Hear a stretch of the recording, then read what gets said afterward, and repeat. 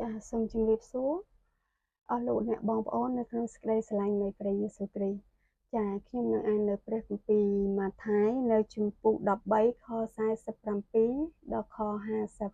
50ខ47មួយទៀតនគរស្ថានសួគ៌ក៏ប្រៀបដូចជាអួនដែលគេទម្លាក់ទៅក្នុងសមុទ្រជាប់បានត្រីគ្រប់មុខកាលបានពេញហើយនោះគេទាញឡើងមកលើគោករួចអង្គុយជ្រើសរើសត្រីល្អៗដាក់ក្នុងកញ្ឆេរទុកតែត្រីអាក្រក់គេចាក់ចោលចេញដល់ទីបំផុតកលនឹងបានដូចគ្នាដែរ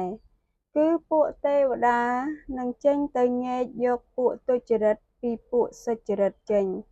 ហើយនឹងបោះគេចោលទៅក្នុងគុកភ្លើងនៅទីនោះគេនឹងយំហើយសង្គ្រាតធ្មេញសូមព្រះប្រទានពរ